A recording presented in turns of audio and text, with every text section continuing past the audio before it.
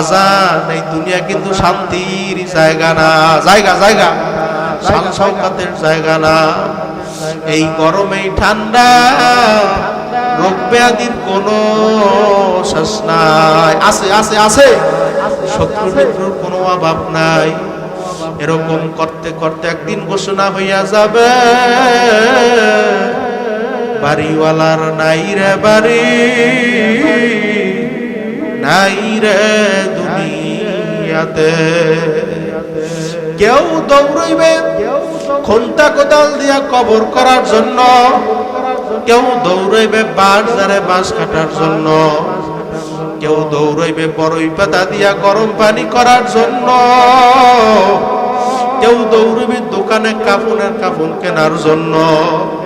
তাকবীর দিয়া বলবে যাও যাও যাও, আর কোনদিন আসবা না। এ যুবক ভাইরাও, বৃদ্ধ বাবারা, যারা রাস্তাঘাটে দোকান পাটে ঘোরাফেরা করতেছ, বাজান তাড়াতাড়ি আসো, জান্নাতের বাগানে বসো। আগামীকাল কিন্তু জান্নাতের বাগান পাইবা না। অল্প সময় চক্ষু থেকে পানি বের করো। মামবাকা মিন খশিয়াতিল্লাহ হারামাল্লাহু তিলকাল আইন আলান্নার। যেই চক্ষু আমার মাওলার ভয়, আমার জাহান্নামের ভয়, আমার কবরের ভয়, আমার মিজানের ভয়, আমার পুলসিরাতের ভয় কাঁদবে, আমার মাওলা ঘোষণা কইরা দিছে, ওই চক্ষু আমি আমার জাহান্নামের আগুনে ফালাইতে পারবো না। এ যুবক ভাইরা, সবাই চক্ষুটা বন্ধ করো। বাজান মরা কিন্তু লাগবে। যদি এক ফোঁটা পানি বের করতে পারো, আমার মাওলা তোর জন্য জাহান্নাম হারাম কইরা দেবে। বাজান কি নিয়ে মাওলার কবরের ভিতরে রওনা করছো? বাজান কোন দুনিয়ার পাগল হইছ? আজকে একটা পরীক্ষা দিব, যদি বাড়িতে যাইয়া করতে পারে, এই মাহফিল আল্লাহর দরবারে সার্থক হয়ে যাইবে রে বাজান।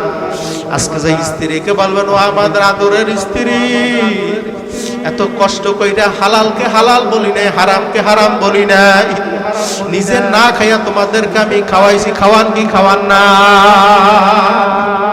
নিজে রৌদ্রের ভিতরে কাজ কইরা কামাই কইরা তোদেরকে আমি খাওয়াইছি। স্ত্রী মৃত্যুর পরে গুনার ভাগ নেবা? বলবে না না না না, আমরা গুনার ভাগ নিতে পারব না। ছেলের কাছে জিজ্ঞেস করবেন, ছেলে বলবে না না না, আমরা গুনার ভাগ নিতে পারব না। মেয়ের কাছে জিজ্ঞেস করবেন, একই উত্তর। বাজান কোন দুনিয়ার পাগল হইছো, কার জন্য কামাই করো? মৃত্যুর পরে ছেলে ডাক দিয়া বলবে, মাগো আমার বাবার মরা লাশ আমি একা পাহারা দিতে পারবো না। স্ত্রী ডাক দিয়ে বলবো, সন্তানেরা কাছের থেকে যাইও না, যাইও না, যাইও না, যাইও না, তোমার বাবার মরা লাশ আমি একা পাহারা দিতে পারবো না।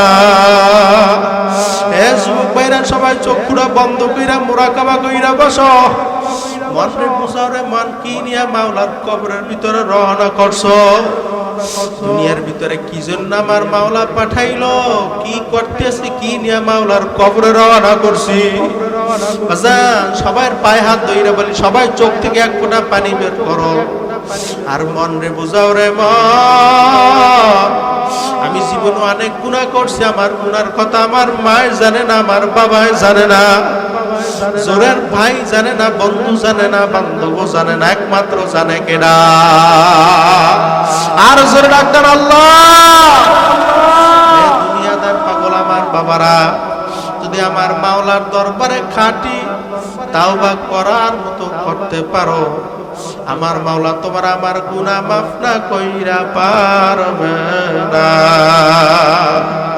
এ যুবক ভাইরা, ও বৃদ্ধ বাবারা, আজান মনে বুঝাও রে মন, আমি জীবনে অনেক বড় বড় গুনাহ করছি। আমার মাওলা ডাক দিয়ে বলে, হে বান্দা বান্দি, তুই পাহাড় পরিমাণ গুনাহ কইরা ফেলাইছ, তুই শিরকির মতো বড় বড় গুনাহ কইরা ফেলাইছ।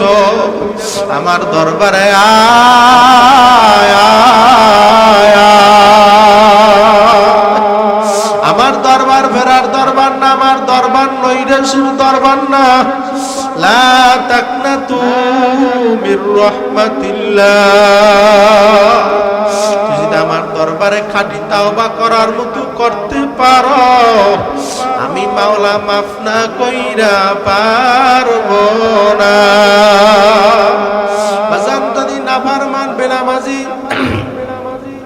সুদখোর ঘুষখোরে আমার মাওলার কবরের ভিতরে রওনা করো, একটা নয় দুইটা নয়, নাফরমানের কবরে 99টা সাপ এসে জমা হইয়া যাইবে। আল্লাহ তোমাদের সবাইকে মাফ করে দেন। ওই নাফরমানকে উল্টায় পুল্টায় কামড়াইতে থাকবে। ওই নাফরমান চিল্লাইবে আল্লাহ আল্লাহ, জোরে ডাক দেন আল্লাহ, আর জোরে ডাক দেন আল্লাহ। আমার মাওলা ডাক দিয়ে বলবে, নাফরমান,